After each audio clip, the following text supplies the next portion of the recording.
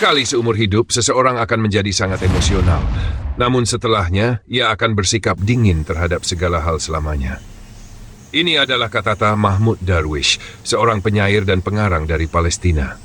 Ada sebuah fase dalam kehidupan manusia yang datang tanpa peringatan, yaitu ketika perasaan mencapai titik paling rapuh sekaligus paling jujur. Pada fase ini, emosi tidak lagi sekadar pelengkap, melainkan menjadi pusat dari cara seseorang memahami dunia.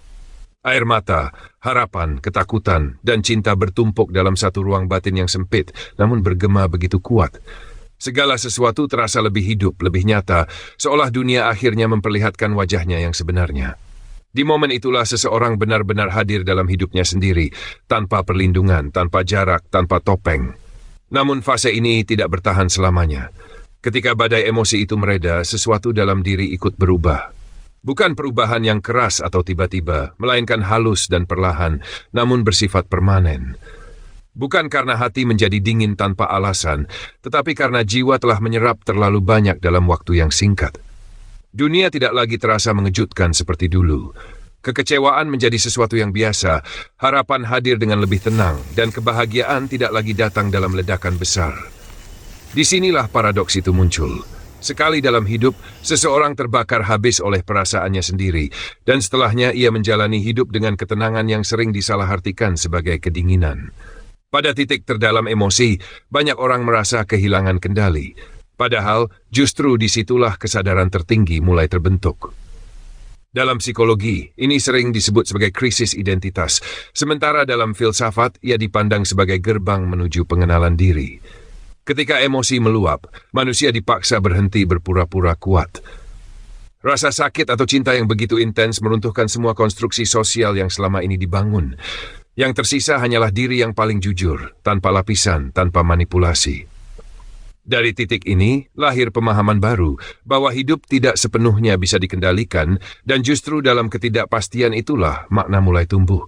Setelah fase itu berlalu, luka yang tertinggal tidak benar-benar hilang. Ia berubah bentuk, tidak lagi terasa seperti luka terbuka, melainkan menjadi penanda arah. Secara psikologis, pengalaman emosional yang ekstrem membentuk mekanisme perlindungan baru. Seseorang mulai belajar menahan, menyaring, dan mengukur perasaannya. Dari luar, perubahan ini terlihat seperti sikap dingin. Namun di dalamnya ada jiwa yang sudah terlalu banyak merasakan. Kedinginan ini bukanlah ketiadaan emosi, melainkan hasil dari kematangan, sebuah ketenangan yang lahir dari luka yang pernah begitu dalam. Dalam kehidupan sosial, perubahan ini juga terlihat jelas.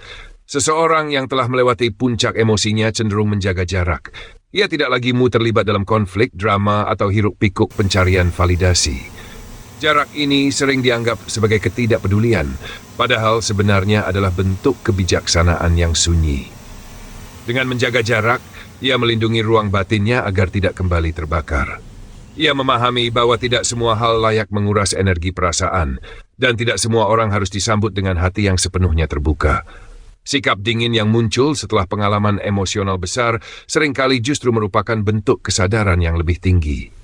Dalam filsafat Stoik, ini dikenal sebagai ketenangan batin. Dalam psikologi, ia disebut sebagai kemampuan regulasi emosi. Seseorang tidak lagi bereaksi secara impulsif, bukan karena ia tidak peduli, tetapi karena ia memilih untuk tidak larut. Setiap respons menjadi hasil pertimbangan, bukan sekadar ledakan spontan.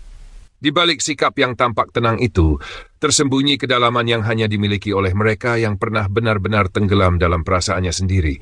Setelah melewati puncak emosi, hidup tidak lagi berpusat pada intensitas, melainkan pada kejernihan.